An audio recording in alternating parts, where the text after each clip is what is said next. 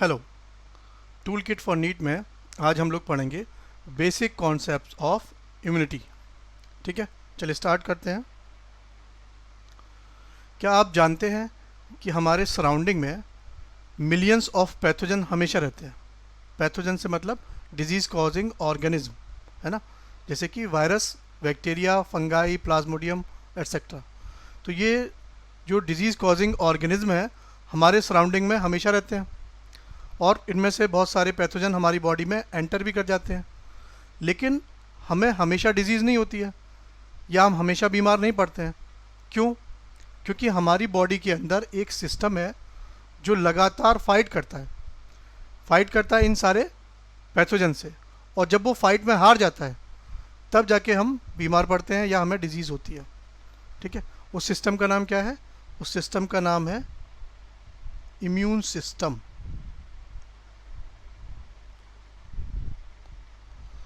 ठीक है, और इस इम्यून सिस्टम की वजह से किसी पर्सन या इंडिविजुअल में एक कैपेबिलिटी डेवलप हो जाती है जिससे वो फाइट कर सकता है इन फॉरेन इन्वेडर्स या डिजीज़ कॉजिंग ऑर्गेनिज्म से।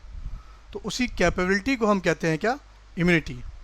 ठीक है, तो क्या रखा इम्यूनिटी की definition? The capability of the host to fight the disease causing organism, और इसी डिजीज़ कॉजिंग ऑर्गेनिज्म को हमने कहा है पैथोजेंस, और जिसमें डिफरेंट काइंड्स ऑफ पैथोजेंस आते हैं जैसे कि वायरसेस, बैक्टीरियाज, फंगाई एट्सेट्रा। ठीक है, तो डिजीज़ कॉजिंग ऑर्गेनिज्म या उनके थ्रू सेक्रीट की हुई प्रोटीन जिसको टॉक्सिन बोल रहे हैं जो हमारे अंदर डिजीज़ कॉज करेगी। ठीक है, तो इम्यूनिटी की डेफिनेशन समझ गए हम। ठीक, अब ये इम्यूनिटी बेसिकली दो तरह की होती है। Number one, innate immunity. Number two is acquired immunity. अब पहला टाइप क्या लिखा हुआ है? इननेट, है ना। इन से मतलब हुआ इनसाइड, और नेट का मतलब होता है बॉर्न। जैसे आपने टर्म सुना है नियोनेट, न्यू बॉर्न बेबी को कहते हैं नियोनेट। तो नियो मतलब न्यू, बॉर्न मतलब क्या हो गया, सॉरी नेट मतलब क्या हो गया, बॉर्न। तो वैसे यहाँ पे क्या लिखा हुआ है? इन नेट मतलब इनसाइड बॉर्न। तो ये ऐसी इम्यूनिटी है जो बॉर्न के अंदर ऑलरेडी इनसाइड में प्रेजेंट है ना। मतलब ये इम्यूनिटी हो गई by birth immunity. By birth immunity. ठीक, पहला इंपॉर्टेंट पॉइंट। दूसरा, ये इम्यूनिटी किसी पर्टिकुलर पैथोजन के अगेंस्ट नहीं होती है। तो ये कैसी होती है? नॉन स्पेसिफिक होती है। ठीक है, नॉन स्पेसिफिक।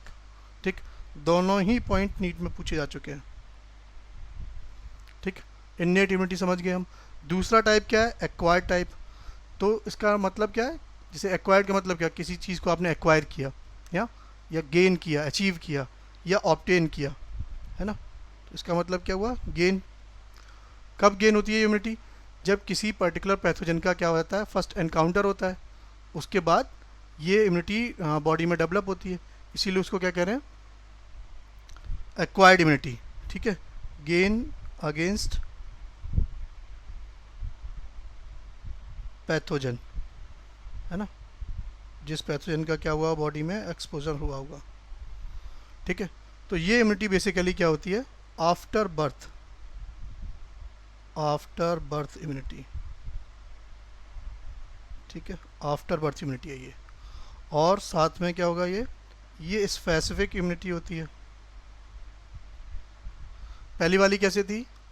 इनबॉर्न इम्यूनिटी मतलब बाय बर्थ के साथ थी, और दूसरी क्या थी? दूसरी कैसी है? आफ्टर बर्थ है।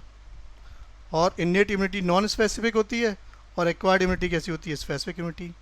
एक्वायर्ड इम्यूनिटी को ही हम अडेप्टिव इम्यूनिटी भी बोलते हैं, अडेप्टिव इम्यूनिटी भी कहते हैं। ठीक है भाई, तो हम इम्यूनिटी की डेफिनेशन समझ गए और उसके दो बेसिक टाइप समझ गए। ठीक है, इन्नेट और एक्वायर्ड। अब ज़रा इन्नेट को थोड़ा सा डिटेल में पढ़ लेते हैं। ठीक, आपने अक्सर मूवीज़ में देखा होगा कि कुछ वीवीआईपीज़ के साथ क्या होता है? मल्टी लेयर सिक्योरिटी होती है ना। कई सारे सिक्योरिटी सर्किल्स होते हैं। ठीक है, ठीक वैसे ही हमारी बॉडी में भी क्या होता है? मेजरली क्या होता है, 3 लेयर सिक्योरिटी होती है। हमारी इम्यूनिटी जो है वो भी 3 लेयर में काम करती है, और इन्हीं 3 लेयर को बोला जाता है 3 लाइन ऑफ डिफेंस। क्या बोला जाता है? 3 लाइन ऑफ डिफेंस। और जब ये तीनों लाइन ऑफ डिफेंस हार जाते हैं तब जाके डिजीज़ होती है। ठीक है, चलो, तो ये हो गया कहते हैं इम्यूनिटी के बारे में। इम्यूनिटी 3 लेयर में काम करती है, तो 3 में से 2 फर्स्ट और second line of defence part होते हैं किसका? इन्नेट इम्यूनिटी का। फर्स्ट लाइन ऑफ डिफेंस और second line of defence part होते हैं इन्नेट इम्यूनिटी का, और थर्ड लाइन ऑफ डिफेंस जो है वो पार्ट होता है एक्वायर्ड। ठीक, क्या क्या चीज़ें आती हैं फर्स्ट लाइन ऑफ डिफेंस में, सेकंड लाइन ऑफ डिफेंस में और थर्ड लाइन ऑफ डिफेंस में, ये भी हम आगे पढ़ेंगे। ठीक है, चलो, तो हमने यहाँ पे कुछ पॉइंट लिखे हुए हैं जो कि बहुत इंपॉर्टेंट है और अक्सर नीट में इनसे क्वेश्चन आता है, बहुत ही इंपॉर्टेंट है नीट के लिए। ठीक, पहला पॉइंट में हमने क्या लिखा हुआ है? इन्नेट इम्यूनिटी के फिजिकल बैरियर्स के बारे में। ठीक, तो कौन कौन सी चीज़ें आती हैं फिजिकल बैरियर में? फिजिकल बैरियर में एक तो स्किन आता है, दूसरा हमारी बॉडी में जो डिफरेंट ट्रैक्ट्स हैं, चाहे वो गैस्ट्रो इंटेस्टाइनल ट्रैक्ट हो जिसको हम शॉर्ट में जीआईटी या एलिमेंट्री कैनाल भी कहते हैं, या यूरोजेनाइटल ट्रैक्ट हो या रेस्पिरेटरी ट्रैक्ट हो, तो इनकी जो म्यूकस कोटिंग एपिथेलियम होती है वो भी एक फिजिकल बैरियर है, और दूसरा हमारी बॉडी की जो आउटर कवरिंग है जिसको हम स्किन कह रहे हैं, ये भी फिजिकल बैरियर की तरह काम करती है। तो स्किन और म्यूकस कोटिंग एपिथेलियम ये सभी क्या हो गए? ये हो गए फिजिकल बैरियर। और फिजिकल बैरियर जो है वो पार्ट होता है फर्स्ट लाइन ऑफ डिफेंस का। ठीक है, फिजिकल बैरियर किस में आते हैं? फर्स्ट लाइन ऑफ डिफेंस में आते हैं।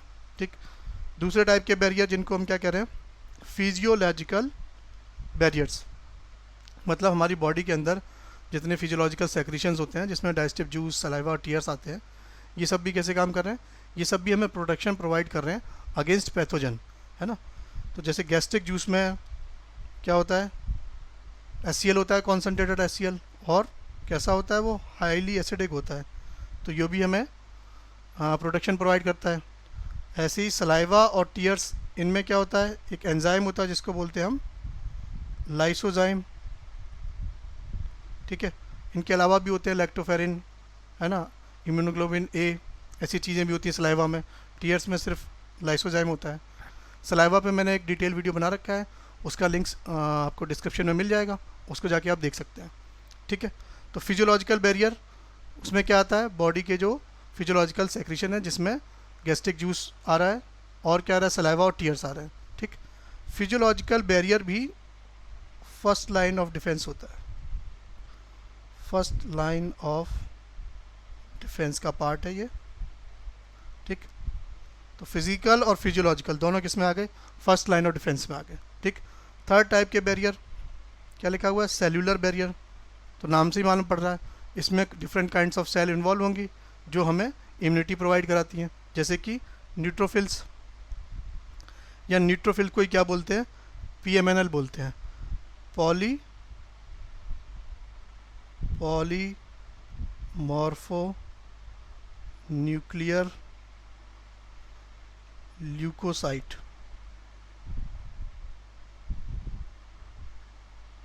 ठीक है, पॉलीमॉर्फो न्यूक्लियर ल्यूकोसाइट, क्योंकि इनके अंदर जो न्यूक्लियर लोब होते हैं उनकी डिफरेंट मॉर्फोलॉजी होती है, डिफरेंट स्ट्रक्चर होता है, इसीलिए इसको PMNL भी बोलते हैं।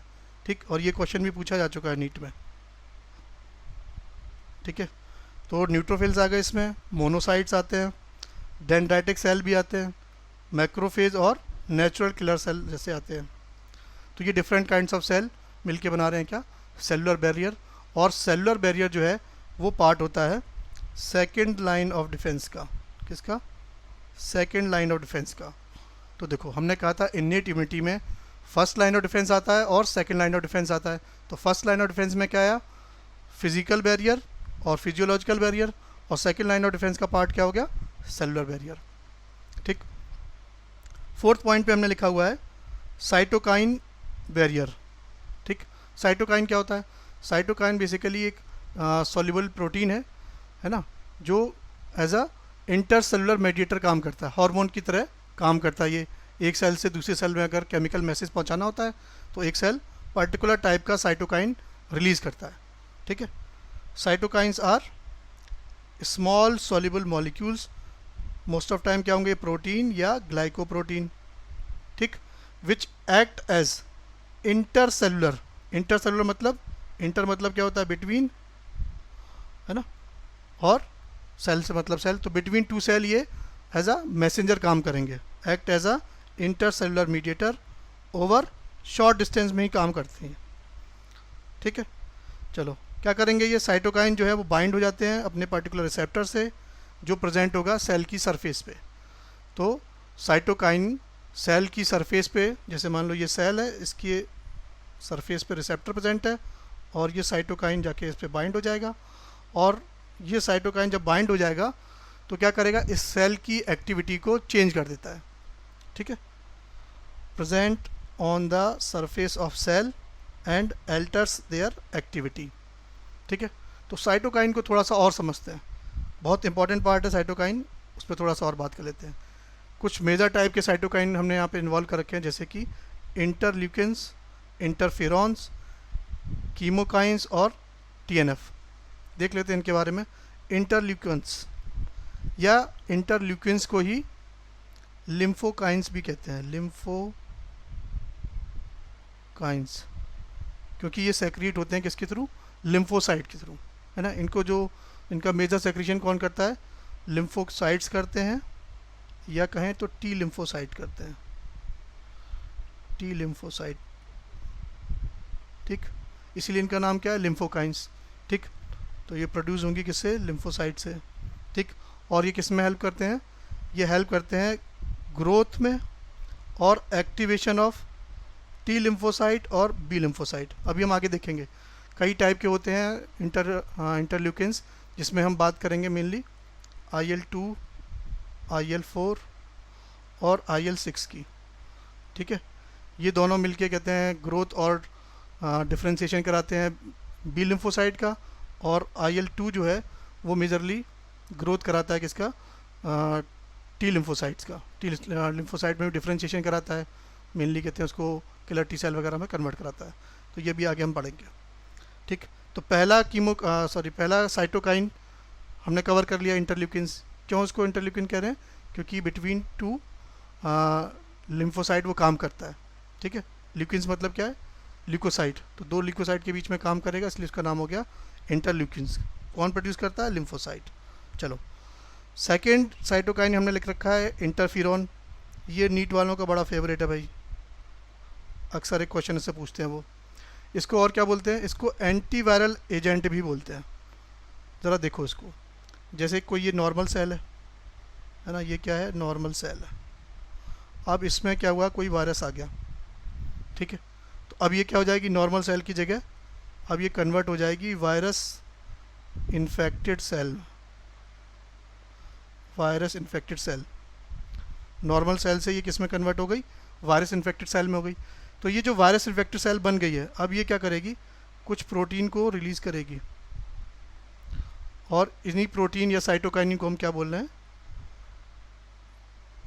इंटरफिरॉन, ठीक। अब ये इंटरफिरॉन क्या करेंगे, दो काम करते हैं ये। एक तो जो सराउंडिंग में नॉर्मल सेल है, सराउंडिंग में जो नॉर्मल सेल है उनसे जाके बाइंड हो जाएगा, और इस नॉर्मल सेल के अंदर जब ये वायरस एंटर करना चाहेगा तो ये नॉर्मल सेल तब तक कुछ प्रोटीन डेवलप कर लेती है जो वायरल सेल के रेप्लिकेशन को रोक देता है, ठीक है। तो वायरल का रेप्लिकेशन रोक देगा ये, एक तो काम ये होगा। दूसरा क्या करेगा ये ये इंटरफिरॉन जो है ये सिग्नल देगा किसको, नेचुरल किलर सेल को या मैक्रोफेज को, ठीक। तो ये नेचुरल किलर सेल या मैक्रोफेज क्या करेंगे, जो इन्फेक्टेड सेल है उसको डिस्ट्रॉय कर देंगे, इसका फैगोसाइटोसिस करा देंगे, ठीक है। तो इंटरफेरॉन के दो काम हो गए। एक वो क्या कर रहा है कि इंटरफेरॉन वायरस इन्फेक्टेड सेल पहली बात तो रिलीज़ करती है, ये इंपॉर्टेंट पॉइंट है। फिर इंटरफेरॉन जाएंगे सराउंडिंग में जो नॉर्मल सेल है उनसे जाके बाइंड हो जाएंगे और उसके अंदर चेंजेस करेंगे।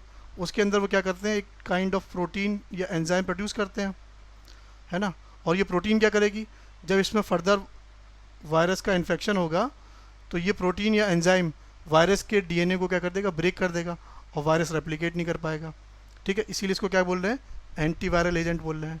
ठीक, इंटरफेरॉन दूसरा काम क्या करेंगे, ये मैसेज देंगे किसको, नेचुरल किलर सेल या मैक्रोफेज जैसे सेल को, जो क्या करेंगे, इन्फेक्टेड वायरस सेल जो है उसको क्या कर देंगे, डिस्ट्रॉय करा देंगे, उसकी फैगोसाइटोसिस हो जाएगी। ठीक है, चलो, तो इंटरफेरॉन को हमने क्या कहा, एंटीवायरल एजेंट, क्योंकि क्या करते हैं ये इंटरफेयर करती है वायरल रेप्लिकेशन को। ठीक, ये भी मेजरली क्या होते हैं, ग्लाइकोप्रोटीन से बने होते हैं, जो सेक्रीट कौन करता है, वायरस इन्फेक्टेड सेल मेनली। अभी तुम्हारे नीट लेवल पे सबसे ज़्यादा क्वेश्चन इसी से आता है। ठीक है, और वो कैसा होता है, अल्फ़ा। 3 टाइप के होते हैं इंटरफेरॉन, अल्फ़ा, बीटा और गामा। अभी मेजरली हम जिसकी बात कर रहे हैं वो अल्फ़ा और गामा की बात करेंगे। अल्फ़ा को कौन सेक्रीट कर रहा है, वायरस इन्फेक्टेड सेल। बीटा को कौन सेक्रीट करता है, फाइब्रोब्लास्ट या कोई भी एपिथेलियल सेल। गामा इंटरफेरॉन का सेक्रीशन जो है वो सेक्रीट कौन करता है, उसको एक्टिवेटेड टी हेल्पर सेल और नेचुरल किलर सेल। अब देखो, एक और इम्पॉर्टेंट पॉइंट हो गया यहाँ पे, ये जो साइटोकाइन है ये भी किसका पार्ट है, ये इन्नेट इम्यूनिटी का पार्ट है। लेकिन हम देख रहे हैं जो उसमें इंटरफेरॉन है और उसमें भी जो गामा इंटरफेरॉन है ना, उसको कौन सेक्रीट कर रहा है, एक्टिवेटेड टी हेल्पर सेल। और एक्टिवेटेड टी हेल्पर सेल किसका पार्ट होता है, एक्वायर्ड इम्यूनिटी का।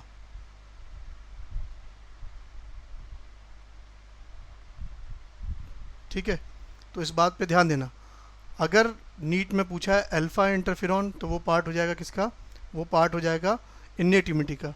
लेकिन अगर उसने कहीं गामा इंटरफेरॉन पूछा है तो गामा इंटरफेरॉन जो है वो एक्वायर्ड इम्यूनिटी का पार्ट होता है।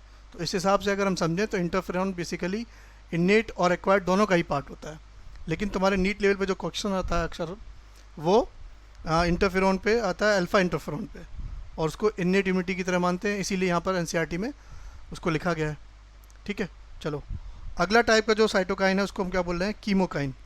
अब उसके नाम में 2 टर्म है, एक तो कीमो से मतलब क्या होता है, केमिकल, और काइन से मतलब क्या है, काइनेटिक एनर्जी, जो मूवमेंट कराती है ना। तो ये ऐसे केमिकल मीडिएटर हैं जो उस साइट ऑफ इन्फेक्शन या इन्फ्लेमेशन से रिलीज होंगे और वहाँ पे अट्रैक्ट करेंगे किसको, डिफरेंट काइंड्स ऑफ लिम्फोसाइट को। ठीक, तो ये क्या है, स्मॉल प्रोटीन है जो क्या कराएंगी, इंड्यूस कराएंगी किसका, migration of immune cell. Immune cell में बेसिकली WBC आती हैं। ठीक, at the site of infection या इन्फ्लेमेशन। ठीक है, इन्फ्लेमेशन का पूरा मैकेनिज्म समझने के लिए मैं एक और वीडियो बना दूंगा, तब हम उस पर बात करेंगे डिटेल में कि इन्फ्लेमेशन क्या होता है। ठीक है, फिलहाल ये कि जहाँ पर पैथोजन का इन्वेजन हुआ है उस पर्टिकुलर साइट जिसको हम इन्फेक्शन साइट या इन्फ्लेमेशन साइट कह रहे हैं, वहाँ पर ये बुलाएंगे डिफरेंट काइंड्स ऑफ WBCs को। ठीक, ये काम हो गया किसका, कीमोकाइंस का। ठीक है, चलो, 4th टाइप का जो साइटोकाइन है उसको हम क्या बोल रहे हैं, TNF, टिश्यू नेक्रोसिस फैक्टर या ट्यूमर नेक्रोसिस फैक्टर भी कहते हैं इसको। इसका काम क्या होता है, ये जाकर जो लिम्फोसाइट्स हैं या जो फैगोसिटिक सेल हैं उनसे जाके बाइंड हो जाएगा और इन्फ्लेमेशन को जो है बहुत ज़्यादा बढ़ा देता है। और इन्फ्लेमेशन को इंक्रीज़ करने के बाद क्या होगा, उस पर्टिकुलर साइट के जो सेल्स हैं, टिश्यू के जो सेल हैं, उनमें स्टार्ट हो जाता है नेक्रोसिस या एपोप्टोसिस, और वो टिश्यू जो है वो क्या हो जाता है, डेड हो जाता है। नेक्रोसिस का मतलब भी क्या होता है, डेड ऑफ टिश्यू सेल। ठीक, तो इसीलिए इनका नाम पड़ा टिश्यू नेक्रोसिस फैक्टर। ठीक है, क्या है ये भी इन्फ्लामेटरी मीडिएटर है जो बाइंड करेंगे किससे, टी लिम्फोसाइट से या मैक्रोफेज से। ठीक, और इसकी वजह से क्या होगा, इन्फ्लामेशन इंक्रीज हो जाता है और प्रोलॉन्ग्ड इन्फ्लामेशन की वजह से क्या होगा, नेक्रोसिस हो जाएगा। ठीक, तो ये डिफरेंट काइंड्स ऑफ साइटोकाइन है जो कि पार्ट थे किसका, इन्नेट इम्यूनिटी का। ठीक, चलो, तो इन्नेट इम्यूनिटी कंसेप्ट समझ गए हम। अब बात कर लेते हैं एक्वायर्ड इम्यूनिटी के बारे में। एक्वायर्ड इम्यूनिटी या अडेप्टिव इम्यूनिटी अभी हम पढ़ कर आए हैं। ठीक, अब इस इम्यूनिटी की बात करें तो इसमें 2 टाइप के रिस्पॉन्स होते हैं। ठीक, एक को हम बोल रहे हैं क्या, प्राइमरी रिस्पॉन्स, और दूसरे को हमने कहा है सेकेंडरी रिस्पॉन्स। तो प्राइमरी मतलब पहला रिस्पॉन्स, सेकेंडरी मतलब बाद में या दूसरा रिस्पॉन्स। ठीक है, तो सेकेंडरी मतलब दूसरा रिस्पॉन्स हो गया। तो क्या होता है, जब हमारी बॉडी में पहली बार कोई पैथोजन एंटर किया है ना, तो जब बॉडी में पहली बार पैथोजन आएगा तो हमारी बॉडी तो प्रिपेयर थी नहीं, है ना, उसको टाइम लगता है कि भाई कौन से टाइप का पैथोजन आया है, किस तरह की एंटीबॉडीज़ बन रही हैं, है ना। इस पूरे टाइम को हम लोग बोलते हैं लैग फेज। ठीक, तो ये लैग फेज जो है इन जनरल 6 to 8 डेज का होता है, और इसके बाद ही हमारी बॉडी में क्या बन पाती है, एंटीबॉडीज़। तब तक क्या होता है, पैथोजन अपना काम कर जाता है भाई, पैथोजन जीत जाता है फाइट और इम्यून सिस्टम हार जाता है, तो हमारी बॉडी में क्या हो जाएगी, डिजीज़ हो जाती है।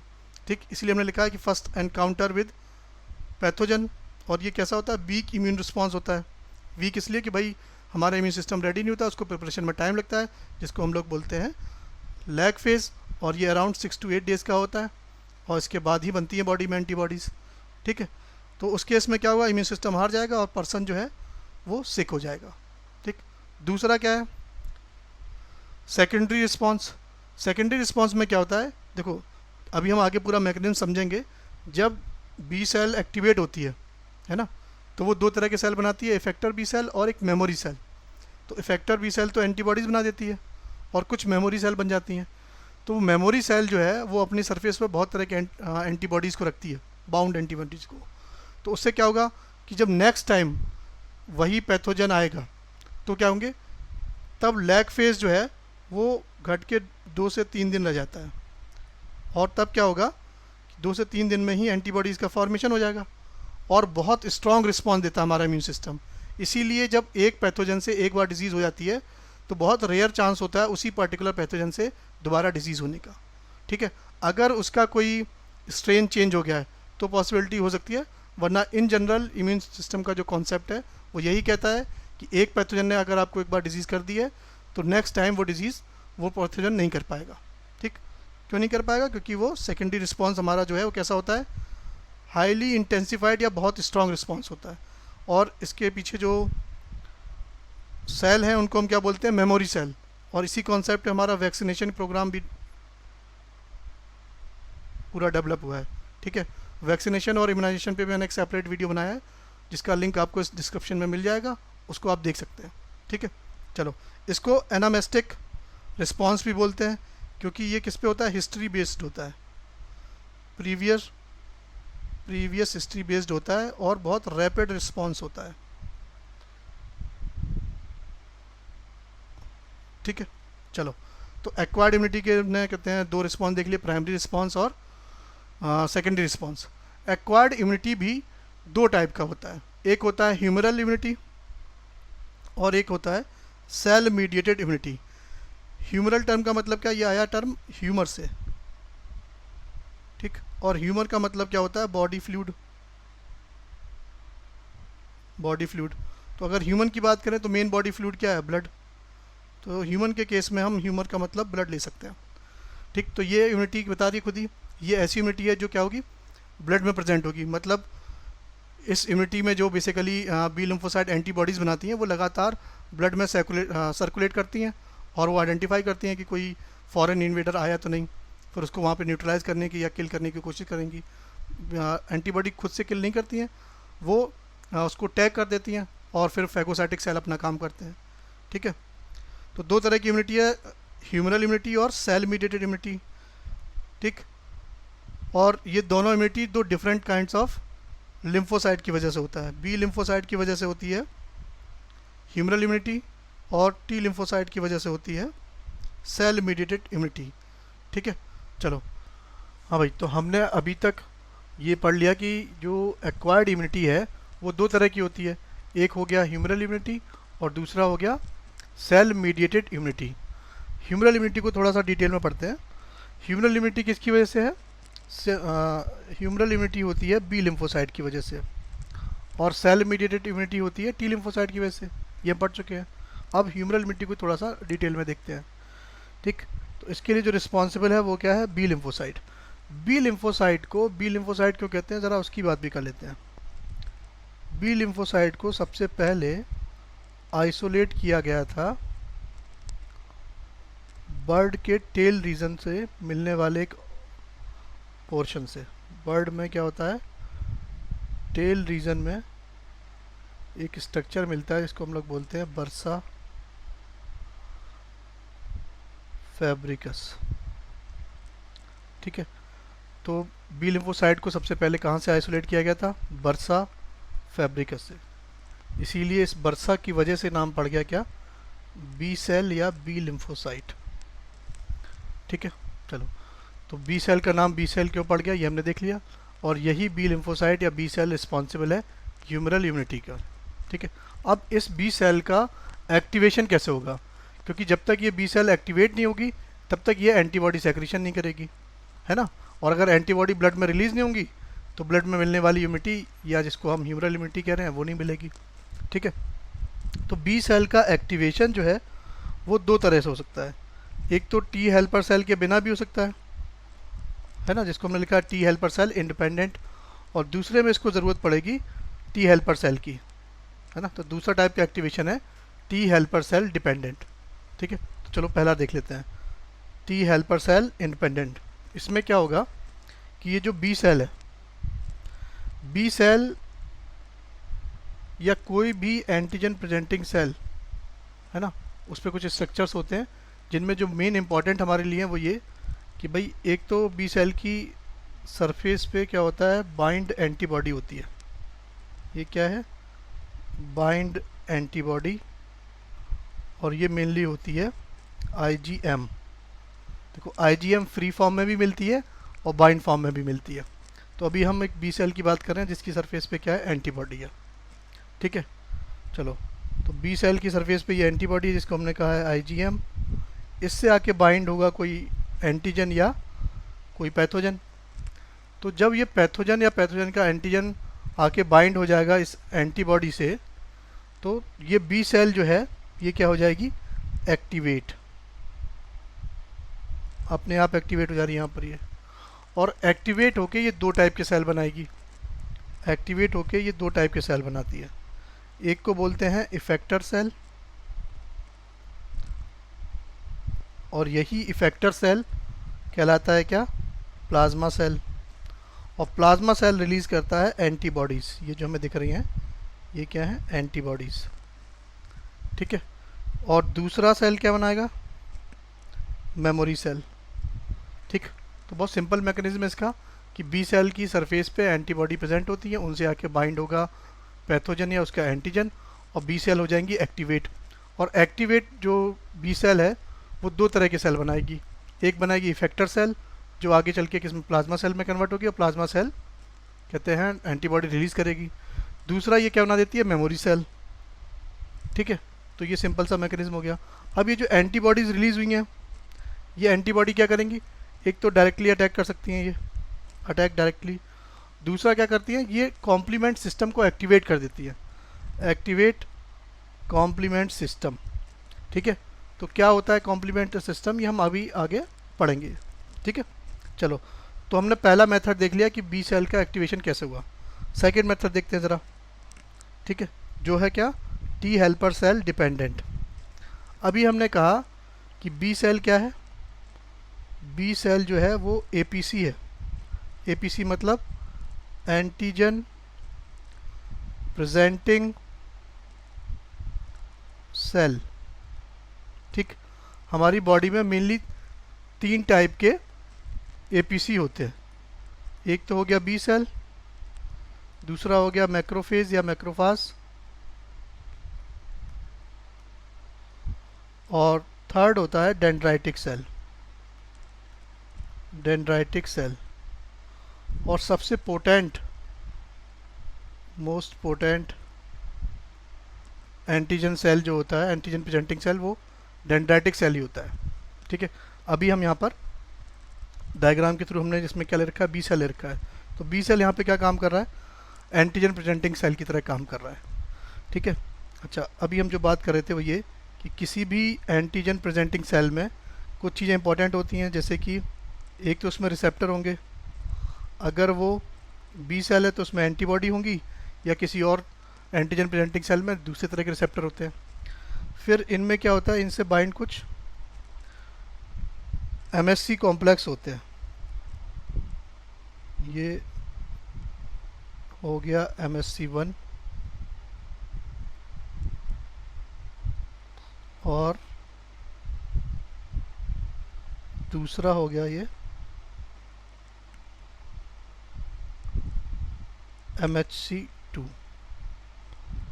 ये तीन चीज़ें हर एंटीजन प्रेजेंटिंग सेल पे मिलती हैं, चाहे वो मैक्रोफेज हो, चाहे डेंड्राइटिक सेल हो, चाहे बी सेल हो। ठीक है, क्या मतलब होता है एमएससी का?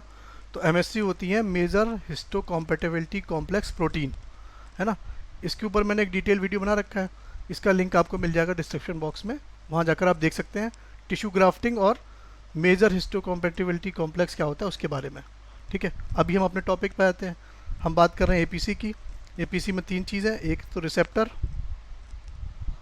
अब ये रिसेप्टर अगर बी सेल है तो उसमें एंटीबॉडी ही एज ए काम करती है, as a receptor, B cell receptor की तरह काम करती है। बाकी कोई और कहते हैं एपीसी है तो उसमें डिफरेंट काइट के प्रोटीन के पॉलीपेप्टाइड चेन होंगी जो एज ए रिसेप्टर काम करेंगे। तो एक तो रिसेप्टर काम हो गया, दूसरा एमएससी 1 और एमएससी 2। एमएससी 1 जो है वो क्या करता है, इसको कौन रीड करेगा, इसको आइडेंटिफाई करता है T killer cell. T killer cell, या हम कहें कि ये एमएससी 1 कॉम्प्लेक्स जो है प्रोटीन का कॉम्प्लेक्स है, ये क्या करेगा, ये एंटीजन प्रेजेंट करेगा किसको, डायरेक्टली टी किलर सेल को। और एमएससी 2 जो है ये प्रेजेंट करेगा टी हेल्पर सेल को। ठीक, एंटीजन, चलो फिर से, एंटीजन प्रेजेंटिंग सेल में एक एमएससी 1 है, मेजर हिस्टोकॉम्पेटिबिलिटी कॉम्प्लेक्स 1, और एक एमएससी 2 है। एमएससी 1 क्या करता है, एंटीजन प्रेजेंट करता है डायरेक्टली टी किलर सेल को या साइटोटॉक्सिक सेल को। ठीक है, और एमएससी 2 जो है वो एंटीजन प्रेजेंट करता है किसको, टी हेल्पर सेल को। ठीक है, इतनी बात हम समझ गए। यहीं पे एक और इम्पॉर्टेंट बात समझ लो, वो ये कि जो वायरस है, ठीक है, वो एंटर करेगा इस सेल के अंदर, इसका डाइजेशन वगैरह होगा, एंटीजन बनेंगे, और उसके एंटीजन को एमएससी 1 डायरेक्ट प्रेजेंट कर देता है किलर सेल को। और अगर ये कहीं बैक्टीरिया है पैथोजन, ठीक है, तो इसके एंटीजन को एमएससी 2 रिप्रेजेंट करेगा किससे, टी हेल्पर सेल को रिप्रेजेंट करेगा। ठीक, तो इतनी मैकेनिज्म हमें समझ में आई। अब ज़रा इस डायग्राम पे चलते हैं कि ये हो गया कोई एपीसी, इससे कोई पैथोजन या एंटीजन कोई पैथोजन आके बाइंड हो गया इसके रिसेप्टर से। ठीक है, फिर क्या होगा, इसमें इसका डाइजेशन वगैरह होगा, और ये जो एंटीजन बने हैं, अब ये एंटीजन क्या करेगा, एमएससी 2 से रिप्लेस कर रहा है, सॉरी एमएससी 2 से क्या कर रहा है, रिप्रेजेंट कर रहा है। और अभी हमने पढ़ा कि एमएससी 2 का काम क्या है कि वो एंटीजन को किसको रिप्रेजेंट करेगा, टी हेल्पर सेल को। ठीक है, तो टी हेल्पर सेल पे जो रिसेप्टर है वो एमएससी 2 के एंटीजन को रीड कर लेंगे, और ये टी हेल्पर सेल फिर साइटोकाइन रिलीज़ करता है, और इसी साइटोकाइन को हम लोग ने क्या पढ़ा है, इंटरल्यूकिन्स।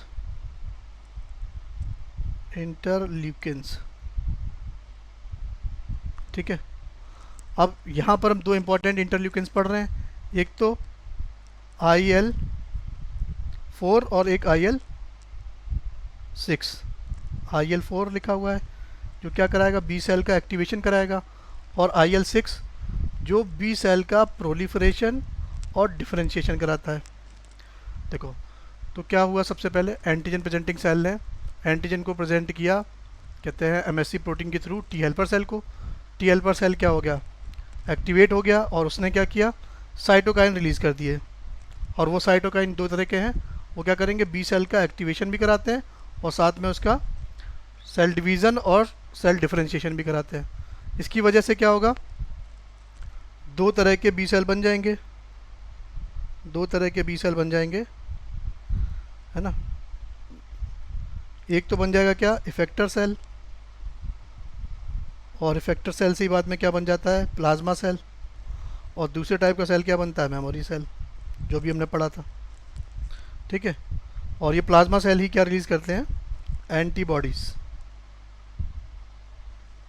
ठीक है, तो बी सेल का एक्टिवेशन कैसे होता है हम समझ गए, दोनों मैकेनिज्म।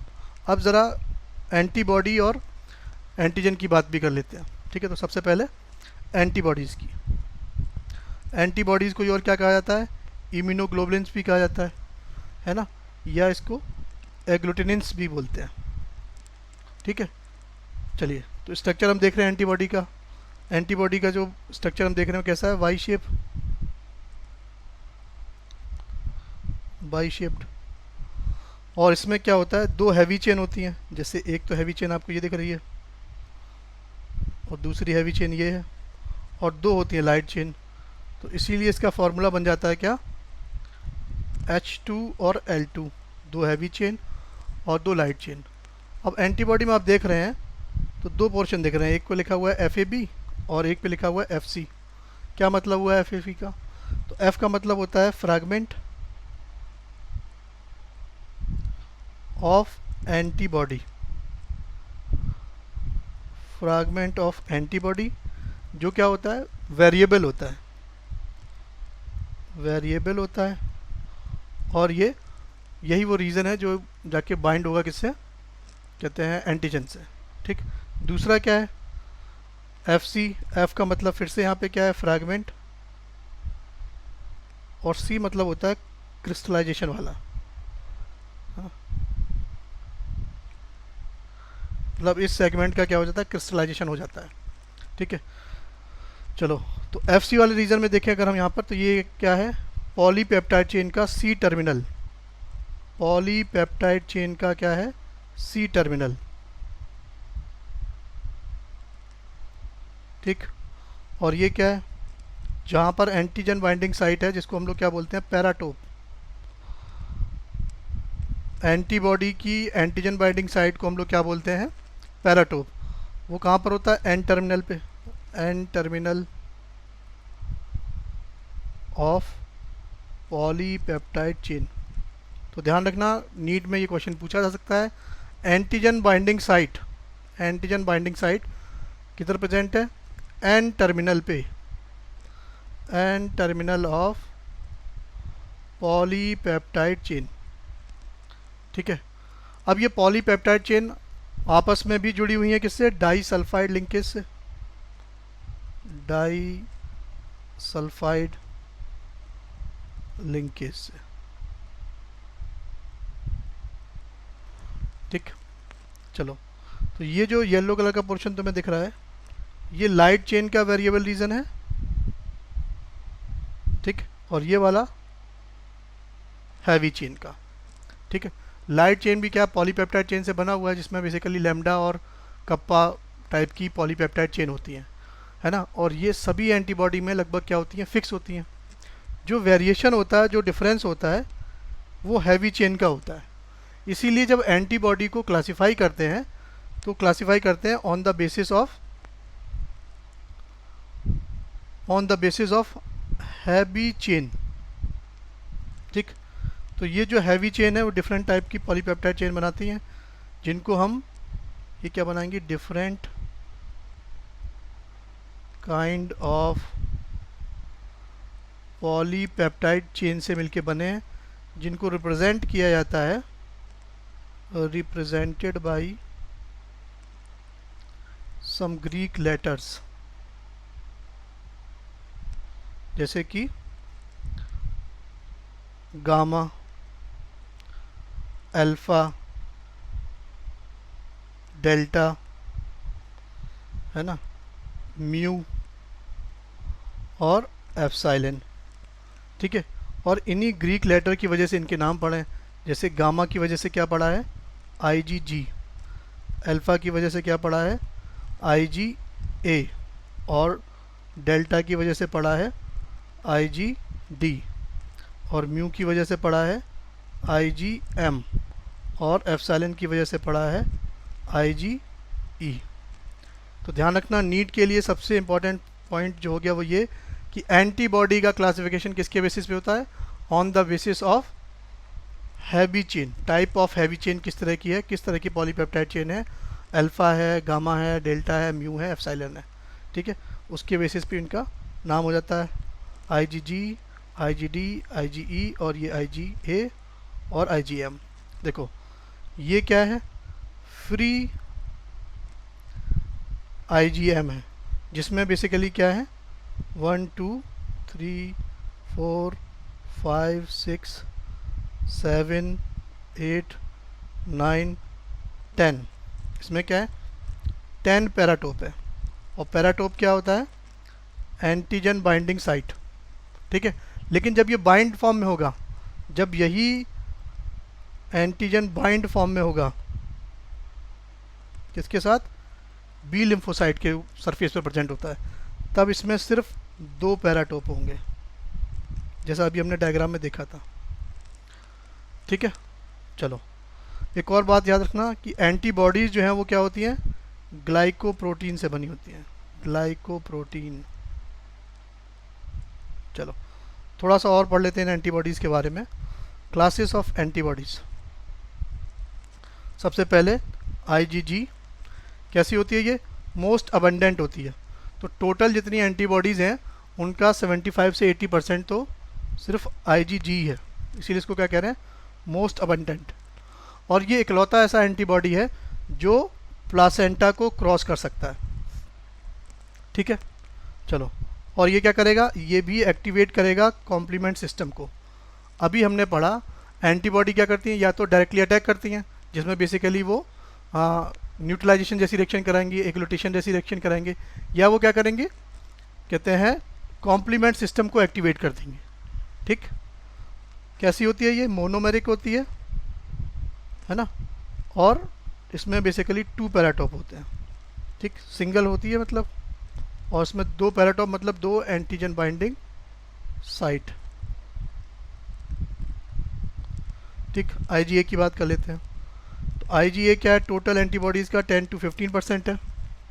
और ये कहाँ प्रेजेंट होगा, ये प्रेजेंट होता है secretion of respiratory tract, upper digestive tract और वेजाइना में।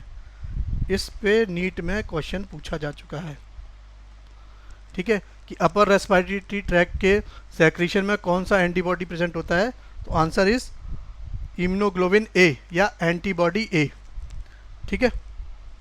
थर्ड एंटीबॉडी इज IgM, और ये टोटल एंटीबॉडी का कितना होता है, 5 to 10% होता है, ठीक। ये कैसा होता है, लार्जेस्ट एंटीबॉडी है, लार्जेस्ट एंटीबॉडी, ठीक। और कैसा होता है, first activated during primary response, ठीक है। अच्छा, अभी हमने इसका स्ट्रक्चर देखा और हमने देखा इस पर क्या है, 10 पैराटोप है। या इस बात को तुम ऐसे समझो कि ये ऐसा एंटीबॉडी है जिसपे मतलब 10 हाथ है, तो जिसपे ज़्यादा हाथ है वो ज़्यादा अच्छी फाइट कर सकता है। तो हम सबसे पहले किसको भेजेंगे, अपने सबसे मजबूत खिलाड़ी को, जिसके पास क्या 10 हाथ है। तो सबसे पहले लड़ने कौन जाता है, IgM, क्योंकि इस पर क्या होता है 10 पैराटोप्स होते हैं, ठीक है। ये पेंटामेरिक फॉर्म है और कैसे होते हैं, इसमें 10 पैराटोप्स होते हैं, ठीक। और ये भी क्या करता है, कॉम्प्लीमेंट सिस्टम को एक्टिवेट करता है। और अभी हमने पढ़ा कि 2 टाइप का होता है, या तो फ्री स्ट्रक्चर में होगा, ठीक है, या फिर क्या होगा, सरफेस बाउंड होगा। सरफेस बाउंड से मतलब कि बी सेल के सरफेस पे प्रेजेंट होगा, ठीक है। IgA जो होता है वो डायमेरिक होता है और 4 पैराटोप से मिलके बना है, और आपस में जो इनकी पॉलीपेप्टाइड चेन है, जैसे कि ये हो गया हैवी चेन, लाइट चेन, और एक ये हो गया हैवी चेन, लाइट चेन। अब ये आपस में जब ये ऐड होंगे ना, ये जे शेप की एक पॉलीपेप्टाइड चेन होती है, ठीक है। इसको कहते हैं जे चेन, यहाँ पे लिखा हुआ है, ठीक है। जे चेन और सेक्रेशन चेन प्रेजेंट होती है, तो इसको क्या हम कहेंगे, डाइमर। तो IgG हो गया, IgA हो गया और IgM हो गया, ठीक। फोर्थ है इसमें IgD, और ये टोटल एंटीबॉडी का कितना होता है, लेस देन 1%, ठीक। ये क्या करता है, ये भी एक्टिवेट करता है किसको, लिम्फोसाइट को, और साथ के साथ उसको सप्रेस भी करता है। तो IgD का जो रोल है वो बहुत लिमिटेड रोल टाइप का समझो, कि ये एक्टिवेट भी कर रहा है लिम्फोसाइट को, और कहते हैं उसको सप्रेस भी कर रहा है। और ये भी कैसा है, मोनोमरिक फॉर्म है ना, मतलब इसमें एक H2L2 फॉर्म में होगा, और मोनोमरिक है तो मतलब इसमें क्या होगा, 2 पैराटोप है। फाइनल एंटीबॉडी हमारा IgG, और ये भी टोटल एंटीबॉडीज़ का क्या होता है, लेस देन 1%। ठीक, और ये क्या करता है, ये एक्टिवेट करता है histamine secreting cell. Histamine secreting cell, दो सेल हम जानते हैं, एक तो होता है मेस्ट सेल जो कहाँ प्रेजेंट होता है, टिश्यू में, ठीक है, और ऐसा एक सेल होता है बेसोफिल सेल जो मेनली कहाँ मिलता है, ब्लड प्लाज्मा में। ठीक है, तो बेसोफिल सेल और मास्ट सेल जैसे सेल को ये एक्टिवेट कर देता है इम्यूनोग्लोबिन ई। ठीक है, चलो ये भी कैसा होता है, मोनोमेरिक, और इसमें भी होते हैं 2 पैराटोप। तो हम देख रहे हैं एंटीबॉडी के स्ट्रक्चर में, फिर से एक बार चलते हैं कि ज़्यादातर एंटीबॉडी कैसी हैं, मोनोमेरिक, है ना, IgG, IgD और IgE, ये तीनों कैसी हैं, मोनोमेरिक। ठीक, तो आपको जो याद रखना है वो मेनली याद रखना है IgM, वो होती है पेंटामेरिक। कैसी होती है, पेंटामेरिक, और पेंटामेरिक है तो पेंटा मतलब 5, तो 5 × 2 10 पैराटोप्स हो गए। ऐसे ही IgA, ये कैसी होती है, डाइमेरिक। ठीक, और इसमें कितने पैराटोप होते हैं, 4 पैराटोप होते हैं, 4 पैराटोप। ठीक है, तो एंटीबॉडी की क्लासिफिकेशन में इससे ज़्यादा आपसे नहीं पूछा जाएगा, और मेरे ख्याल से ये कंसेप्ट आपको क्लियर हो गया है। चलिए अब बात कर लेते हैं एंटीजन की।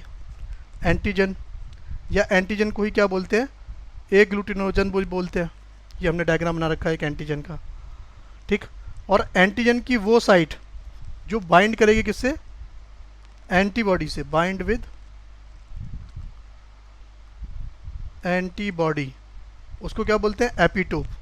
ठीक, और एंटीबॉडी में जो एंटीजन बाइंडिंग प्रेजेंटिंग साइट थी, बाइंडिंग साइट थी, उसको हमने कहा था पैराटोप। तो पैराटोप कहाँ मिलेगी, एंटीबॉडी में, और एपिटोप कहाँ मिलेगा, एंटीजन में। ठीक है, एंटीजन बेसिकली क्या होते हैं, लार्ज मॉलिक्यूल होते हैं। ये प्रोटीन भी हो सकते हैं, पॉलीसैकेराइड भी हो सकते हैं, लिपिड भी हो सकते हैं। ठीक, large molecules generally protein, polysaccharide और लिपिड भी हो सकते हैं। और ये क्या करते हैं, ये स्टिमुलेट कर देते हैं जनरेशन ऑफ एंटीबॉडी को, या फिर कह सकते हैं ये स्टिमुलेट करते हैं इम्यून सिस्टम को। और जब एंटीजन एक्टिवेट करता है इम्यून सिस्टम को, तो उसको हम लोग क्या बोलते हैं, उसको बोलते हैं इम्यूनाइजेशन। एंटीजन जब एक्टिवेट करता है इम्यून सिस्टम को तो उसको बोलते हैं इम्यूनाइजेशन। ठीक, जिसमें मेनली 2 एंटीबॉडी एक्टिवेट होती है। ठीक, ऐसे एक और होता है एलर्जन, है ना, और एलर्जन भी प्रोटीन है। और ये क्या, ये एलर्जन जब एक्टिवेट करेगा इम्यून सिस्टम को तब उसको बोलते हैं सेंसिटाइजेशन, है ना, या हाइपर सेंसिटिविटी या एलर्जी, है ना। और उसमें मेनली IgE जो है वो मेन रोल रिस्पॉन्सिबल करती है, रिप्रेजेंट करती है। ठीक है, चलो, तो एंटीजन कहाँ प्रेजेंट होते हैं, एंटीजन प्रेजेंट होते हैं on the cell wall of bacteria या किसी और सेल के कोट वगैरह पे। जैसे वायरस में क्या होता है, वायरल कोट है, कैप्सिड है, उसके ऊपर प्रेजेंट होंगे। ठीक है, और अगर एंटीजन हमारी अपनी सेल पे है, देखो हमारे अंदर भी बहुत सारी सेल हैं, ट्रिलियंस ऑफ सेल होते हैं, उनकी सरफेस पे भी कुछ एंटीजन प्रेजेंट होते हैं, उनको हम लोग क्या बोलते हैं, सेल्फ एंटीजन। ठीक, तो ये सारे पॉइंट हो गए एंटीजन के बारे में। तो एंटीजन क्या है, केमिकली कुछ भी हो सकता है बायोमोलिकुलर लेवल पर, प्रोटीन भी, पॉलीसैकेराइड भी, लिपिड भी। ठीक है, और अगर एंटीजन एक्टिवेट करता है इम्यून सिस्टम को तो इम्यूनाइजेशन कहते हैं। और एंटीजन की तरह सिमिलर एक और पार्टिकल होता है जिसको हम बोलते हैं एलर्जन। और अगर एलर्जन इम्यून सिस्टम को एक्टिवेट करता है तो उसको क्या बोलते हैं, सेंसिटाइजेशन। ठीक है, चलो, तो एंटीजन और एंटीबॉडी के बारे में हम समझ गए। अब ज़रा बात कर लेते हैं कि ये एंटीजन और एंटीबॉडी मिलके कैसी रिएक्शन देंगे, कैसे बॉडी में इम्यून सिस्टम एक्टिवेट होगा। हम बात कर रहे हैं किसकी, एंटीजन एंटीबॉडी रिएक्शन की। हमने इससे पहले पढ़ा है कि भाई एंटीबॉडी क्या है, एक तो डायरेक्टली अटैक करती हैं, ये क्या कर सकती हैं, डायरेक्ट अटैक भी करती हैं। और दूसरा क्या करती हैं, ये एक्टिवेट हेल्प करती हैं किसको, कॉम्प्लीमेंट सिस्टम को। ठीक है, चलो, तो क्या होता है कॉम्प्लीमेंट सिस्टम। कॉम्प्लीमेंट सिस्टम जो है वो नाम आया है किसकी वजह से, कुछ कॉम्प्लीमेंट प्रोटीन की वजह से, है ना। 20+ ऐसी प्रोटीन्स होती हैं जिनको हम लोग बोलते हैं कॉम्प्लीमेंट प्रोटीन्स, है ना। स्मॉल सॉल्युबल प्रोटीन्स है ये, जो ब्लड सर्कुलेशन में प्रेजेंट होती हैं। कहाँ प्रेजेंट होती हैं, ब्लड सर्कुलेशन में। और कौन प्रोड्यूस कर रहा है इनको, लीवर। तो ये वो प्रोटीन है जिनको लीवर प्रोड्यूस कर रहा है और ये ब्लड सर्कुलेशन में रहती हैं। जनरली ये कैसी रहती हैं, इनएक्टिव फॉर्म में रहती हैं, है ना। और इनको एक्टिवेट कौन करता है, या तो एंटीबॉडी इनको एक्टिवेट करेगी या पैथोजन के टॉक्सिन्स, है ना। इनिशियली क्या होती हैं, ये इनएक्टिव होती हैं, ठीक। और कौन एक्टिवेट करता है इनको, या तो एंटीबॉडीज़ करेंगी या फिर जो एंडोटॉक्सिन्स हैं पैथोजन के वो इनको एक्टिवेट करते हैं। तो एक बार ये कॉम्प्लीमेंट प्रोटीन एक्टिव हो गई तो कॉम्प्लीमेंट सिस्टम भी कहते हैं स्विच ऑन हो जाता है और उसकी वजह से डिफरेंट टाइप की इम्यून रिएक्शंस आती हैं, है ना। कौन कौन सी वो भी हम देखेंगे, ठीक। तो कॉम्प्लीमेंट प्रोटीन के बारे में हम समझ गए और ये भी समझ गए कि इनिशियली ये कैसे होती हैं, इनएक्टिव होती हैं और इनको एक्टिवेट करता है मेनली एंटीबॉडी या पैथोजन के टॉक्सिन्स, ठीक। ज़रा कुछ और बातें समझ लेते हैं यहाँ पर। जैसे कि ये मान लो फ्री एंटीबॉडी है, फ्री एंटीबॉडी जो है ये बेसिकली प्लानर फॉर्म की होती है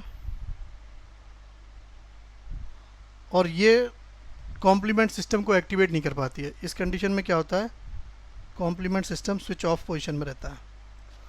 लेकिन जब एंटीबॉडी से, ठीक है, बाइंड हो गया पैथोजन या उसका एंटीजन, ये क्या है, एंटीजन है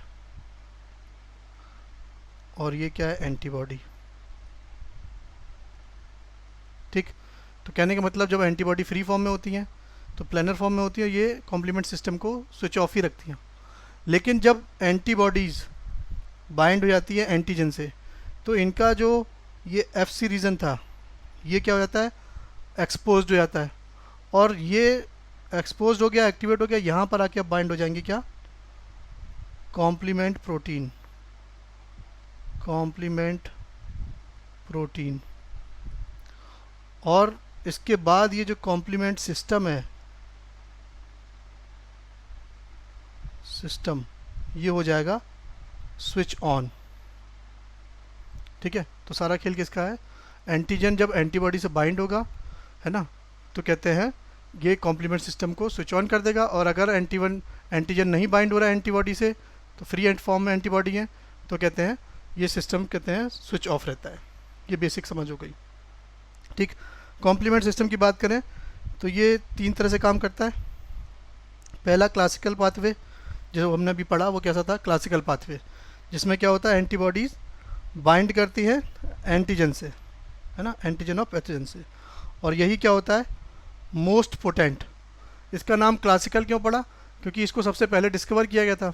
जैसे आज भी होता है ना कि पुराने टाइप के जो गाने होते हैं, जो सबसे पहले शुरुआती दौर के गाने थे, उनको हम क्लासिकल सॉन्ग कहते हैं।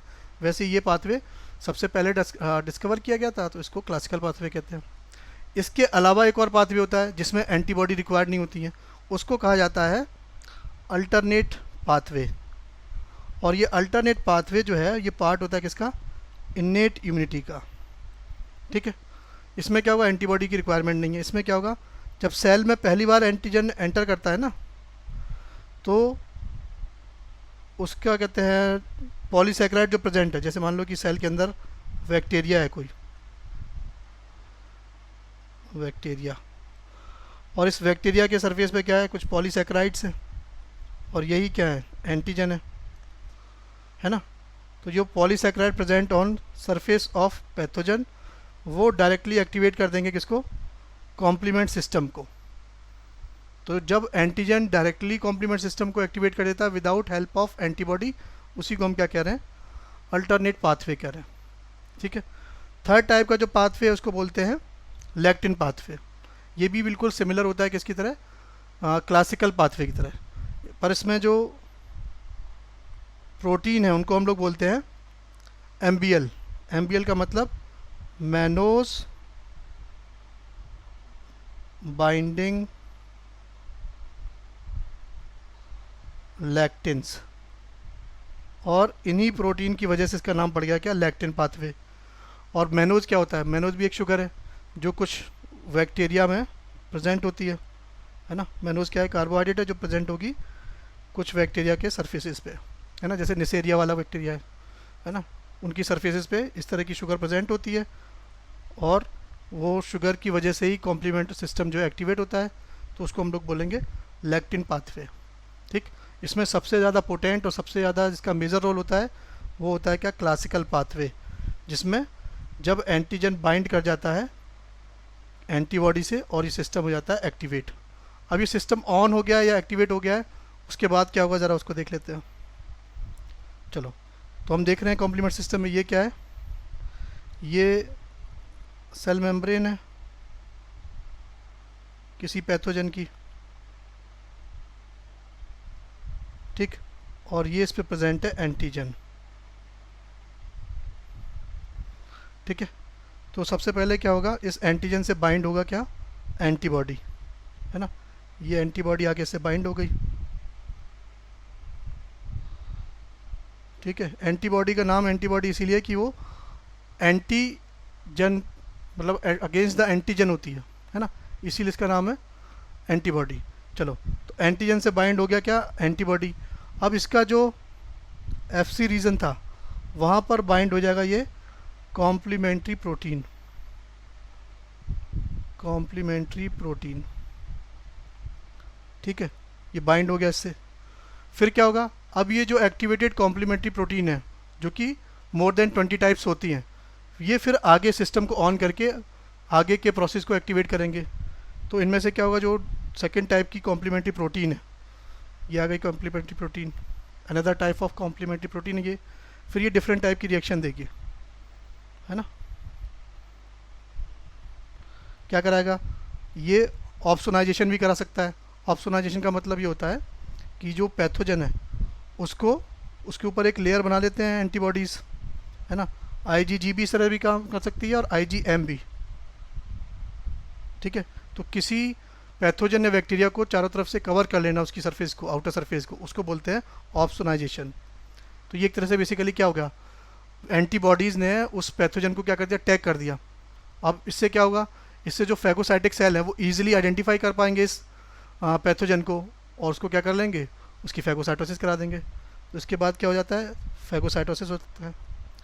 ठीक है, या ये डायरेक्ट कॉम्प्लीमेंट्री प्रोटीन है, ये भी डायरेक्टली सिग्नल दे सकती हैं किसी भी फैगोसिटिक सेल को, चाहे वो मैक्रोफेज हो, चाहे डेंड्रिटिक सेल हो, चाहे फिर वो नेचुरल किलर सेल हो। ठीक है, और ये कॉम्प्लीमेंट्री प्रोटीन क्या करा सकती हैं, सेल लाइसिस करा सकती हैं, है ना। जैसे कि हम आगे पढ़ेंगे T cell, T killer cell, है ना, या नेचुरल किलर सेल जिसको हम कहते हैं। ठीक, तो ये क्या कराएगा, सेल में पोर का फॉर्मेशन कर देता है, उससे सेल जो है ब्रेक हो जाता है, उसको बोलते हैं सेल लाइसिस। ठीक, और क्या करा सकते हैं, ये इन्फ्लामेशन कॉज कर सकती हैं। तो हम देख रहे हैं कॉम्प्लीमेंट सिस्टम एक बार एक्टिवेट हो गया तो डिफरेंट टाइप की रिएक्शन दे रहा है, ऑप्सोनाइजेशन, फैगोसाइटोसिस, सेल लाइसिस और इन्फ्लामेशन। इनके अलावा भी कुछ रिएक्शन देता है, जैसे एंटीजन एंटीबॉडी क्या करा सकते हैं, न्यूट्रलाइजेशन करा सकते हैं। जैसे न्यूट्रलाइजेशन का मतलब क्या हुआ, जिसको समझ लो, ये मान लो कोई बैक्टीरिया है, ठीक है, तो इस बैक्टीरिया की सरफेस पे क्या है, एंटीजन है, और सारे एंटीजन तो पैथोजेनिक होते नहीं हैं। तो जो एंटीजन कहते हैं पैथोजेनिक या डिजीज़ कॉजिंग, उसको क्या बोलते हैं, टॉक्सिन। तो एंटीबॉडी क्या करेगी, इसी टॉक्सिन से आके बाइंड कर देगी, है ना, और ये बैक्टीरिया अब क्या हो जाएगा, न्यूट्रल, मतलब अब ये पैथोजेनिक या वायरुलेंट नहीं रहेगा। तो इसी प्रोसेस को क्या बोलते हैं, न्यूट्रलाइजेशन। ठीक, एक और प्रोसेस है जिसको हम क्या बोल रहे हैं, एग्लूटिनेशन। एग्लूटिनेशन का मतलब क्या होता है कि कहते हैं एंटीबॉडीज़ और पैथोजन या एंटीजन ये मिलके क्या बनाते हैं, एक ग्रुप का फॉर्मेशन कर लेते हैं, है ना। क्या करेंगे, ये एक ग्रुप का या क्लम्प का फॉर्मेशन कर लेते हैं। ठीक है, और इसी क्लम्प फॉर्मेशन की वजह से इसको क्या बोलते हैं, एग्लूटिनेशन रिएक्शन। ठीक है, चलो, फिर क्या कर सकता है ये, और क्या करा सकता है, प्रेसिपिटेशन करा सकता है। जैसे जो सॉल्युबल एंटीजन होता है, बैक्टीरिया या वायरस की सरफेस पे जो सॉल्युबल एंटीजन है, इसको ये कन्वर्ट कर देगा किस में, इनसॉल्युबल एंटीजन में। और अगर ये इनसॉल्युबल एंटीजन हो गया तो ये कोई पैथोजेनिक नहीं रह जाएगा, नो पैथोजेनिक इफेक्ट।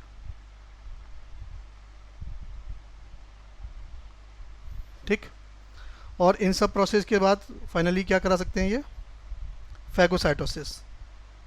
ठीक है, जैसे बैक्टीरिया या वायरस को क्या कर दिया, पहले न्यूट्रल कर दिया, बाद में उसकी फैगोसाइटोसिस करा दी। यहाँ पर क्या एग्लूटिनेशन में इसका ग्रुप या क्लम्प बना दिया, बाद में उसकी क्या करा दी, फैगोसाइटोसिस करा दी। यहाँ प्रेसिपिटेशन में क्या किया, सॉल्युबल एंटीजन को पहले तुमने इनसॉल्युबल एंटीजन में कन्वर्ट कर दिया, बाद में उसकी क्या करा दी, फैगोसाइटोसिस करा दी। ठीक है, तो हमने देखा कॉम्प्लीमेंट सिस्टम में एंटीजन एंटीबॉडी कैसे रिएक्शन करती हैं और कितने तरह के प्रोसेस करती हैं, और फाइनली क्या करना होता है, पैथोजन को एलिमिनेट करती हैं। ठीक है, तो ये बी लिम्फोसाइट के थ्रू जो बी लिम्फोसाइट के थ्रू जो ह्यूमरल इम्यूनिटी था उसका कंसेप्ट हमने समझ लिया। अब बात कर लेते हैं टी लिम्फोसाइट की और सेल मीडिएटेड इम्यूनिटी की। ये किसकी वजह से है, टी लिम्फोसाइट की वजह से। ठीक है, टी लिम्फोसाइट क्यों कहते हैं अभी हम आगे देखेंगे। ठीक, अब ज़रा इस प्रोसेस को फिर से समझ लेते हैं। ये क्या है, कोई एंटीजन प्रेजेंटिंग सेल, हमने कहा था 3 तरह के एंटीजन प्रेजेंटिंग सेल हो सकते हैं, है ना, बी लिम्फोसाइट, मैक्रोफेज या डेंड्राइटिक सेल। और उसके सरफेस पे क्या होता है, 2 MSC कॉम्प्लेक्स होते हैं, MSC2 या MSC1। और उसके अलावा क्या होगा, रिसेप्टर्स होते हैं। ठीक है, ये फिर मैकेनिज्म फिर से एक तरह से रिवाइज कर रहे हैं। तो देखो इसमें क्या है कि कोई एंटीजन या पैथोजन आया, पैथोजन एंटर करेगा इसमें, फिर उसका डाइजेशन होगा, फिर वो कन्वर्ट हो जाएगा किस में, एंटीजन में। अब ये एंटीजन या तो ये MSC2 से रिप्रेजेंट करेगा या इसको MSC1 से रिप्रेजेंट करेगा। और फिर हम ये भी जानते हैं कि जो टी हेल्पर सेल है वो उसका जो रिसेप्टर है वो रीड करता है किसको, MSC2 को। तो अगर एंटीजन रिप्रेजेंट हुआ है MSC2 के थ्रू तो टी हेल्पर सेल इसको रीड कर लेगा। फिर टी हेल्पर सेल क्या करेगा, साइटोकाइनिन्स रिलीज करता है, किस फॉर्म में, इंटरल्यूकिन्स के फॉर्म में। और मैंने कहा था बेसिकली ये 3 तरह के इंटरल्यूकिन्स रिलीज़ करता है, IL-2, IL-4 और IL-6। तो 4 और 6 हमने पढ़ लिया, जो क्या कराता था, एक्टिवेशन ऑफ बी लिम्फोसाइट और उनका सेल डिवीज़न और साथ में डिफरेंशिएशन। अब बात कर रहे हैं IL-2 की। IL-2 क्या करेगा, इस टी हेल्पर सेल जो बाइंड हुआ है किससे, MSC2 से, और MSC2 ने इसको एक एंटीजन रिप्रेजेंट किया है, तो ये IL-2 रिलीज़ करेगा और उससे क्या होगा, खुद को एक्टिवेट करेगा और खुद कन्वर्ट हो जाएगा किस में, एक्टिवेटेड टी सेल में। और ये एक्टिवेटेड टी सेल 2 तरह के सेल बनाएगा, इफेक्टर सेल और मेमोरी सेल। फिर ये इफेक्टर सेल भी 3 तरह के सेल बनाता है, helper T cell, killer T cell और सप्रेसर टी सेल। ठीक, और एक मेमोरी सेल तो बन ही गया। दूसरा बात क्या है कि ये एंटीजन जो है प्रेजेंट हो डायरेक्ट किसके थ्रू, MSC1 के थ्रू, और इसको कौन रीड करता है, साइटोटॉक्सिक टी सेल। ठीक है, फिर उसके बाद क्या होगा, साइटोटॉक्सिक टी सेल जो है वो एक्टिवेट हो जाएगा, और साइटोटॉक्सिक टी सेल क्या करेगा, एक्टिवेट होने के बाद परफोरिन रिलीज़ करेगा और ग्रेंजाइम। और ये परफोरिन क्या करता है, जो वायरस इन्फेक्टेड सेल है या फिर जो पैथोजन सेल है ना, उसमें क्या करेगा, पोर का फॉर्मेशन करेगा और फाइनली क्या होगा, सेल लाइसिस हो जाएगा। ऐसी ग्रेंजाइम जो है ये क्या करता है, ये भी कराता है एपोप्टोसिस। एपोप्टोसिस मतलब उस इन्फेक्टेड सेल या पैथोजन सेल की डेथ करा देगा। ठीक, तो इसमें क्या है, सेल इन्वॉल्व है, सेल के थ्रू इम्यूनिटी मिल रही है, इसीलिए इसको क्या कह रहे हैं, सेल मीडिएटेड इम्यूनिटी कह रहे हैं। ठीक है, अब ज़रा बात कर लेते हैं कि टी लिम्फोसाइट को टी लिम्फोसाइट क्यों कह रहे थे, ज़रा देख लेते हैं। ठीक है, हमने पढ़ लिया कि सेल मीडिएटेड इम्यूनिटी को हम क्या कह रहे हैं, टी लिम्फोसाइट मीडिएटेड इम्यूनिटी। ठीक, चलो टी लिम्फोसाइट का नाम टी लिम्फोसाइट क्यों पड़ा, ज़रा हम समझते हैं। देखो ये क्या है, बोन का स्ट्रक्चर दिख रहा है आपको। ठीक, बोन में ये क्या है, बोन मैरो है। ठीक, अब इसी बोन मैरो में क्या होता है, लिम्फोसाइट का फॉर्मेशन होता है। तो ये जो दिख रहे हैं ये सब क्या है, इमेच्योर लिम्फोसाइट्स हैं, इमेच्योर लिम्फोसाइट्स। ठीक है, अब इनमें से क्या हुआ, कुछ इमेच्योर लिम्फोसाइट वापस इसी बोन मैरो में कहते हैं इनका मैचुरेशन हो जाएगा, कुछ यहाँ से मूव करके ब्लड के थ्रू जाएंगी कहाँ पर, थाइमस ग्लैंड में। ठीक है, देखो कुछ का क्या हुआ, इसी बोन मैरो में फिर से आके उनका क्या होगा, मैचुरेशन, और फाइनली वो कन्वर्ट हो जाते हैं किस में, बी लिम्फोसाइट में।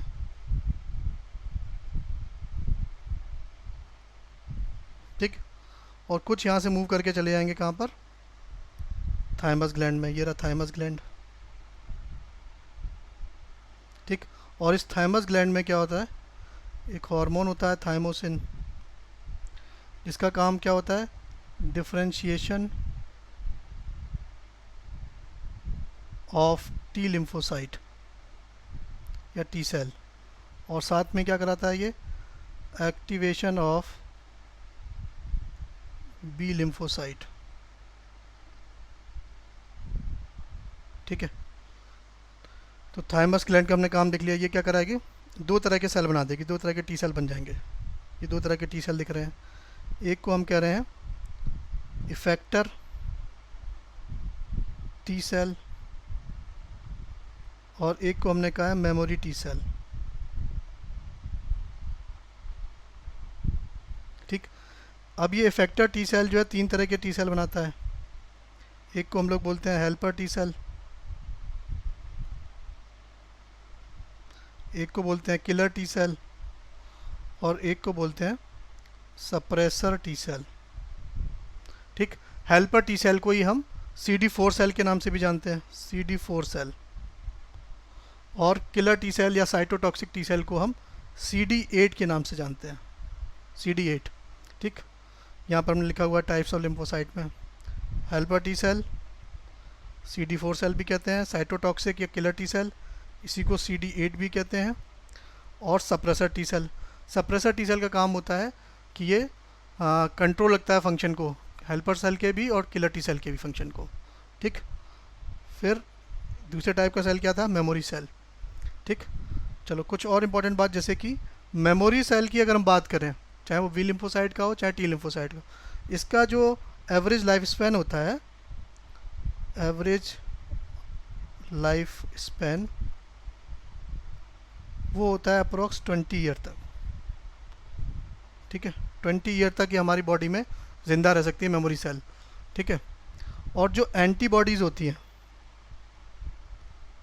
एंटीबॉडीज़, उनका एवरेज लाइफ स्पैन होता है 145 डेज। ठीक है, और उसमें भी स्टार्टिंग फेज़ में IgM एक्टिव रहती है और लेटर फेज़ में IgG। ठीक है, इसीलिए जब एलिसा वगैरह टेस्ट कराते हैं, है ना, तो देखते हैं अगर IgM पॉजिटिव है तो इसका मतलब उसको करंट में पैथोजन इन्फेक्शन है, और अगर IgG पॉजिटिव है तो इसका मतलब उसको पहले इन्फेक्शन रहा होगा। ठीक है, चलिए, तो आपने देखा इस पूरे इम्यून सिस्टम के कॉन्सेप्ट में बहुत सारी प्रोटीन इन्वॉल्व है ना। इसीलिए कहा जाता है कि अपनी इम्यूनिटी को अगर आप स्ट्रॉन्ग रखना चाहते हैं, ठीक है, इम्यूनिटी को अगर स्ट्रॉन्ग रखना चाहते हैं तो क्या लेना चाहिए, प्रोटीन रिच डाइट लेनी चाहिए। ठीक है, चलिए, आई होप ये वीडियो आपको अच्छा लगा होगा। अगर ये वीडियो आपको पसंद आया है तो लाइक, शेयर और सब्सक्राइब कीजिए, और अगर आपका कोई डाउट है तो कमेंट सेक्शन में मुझसे आप पूछ सकते हैं। ठीक है, थैंक यू।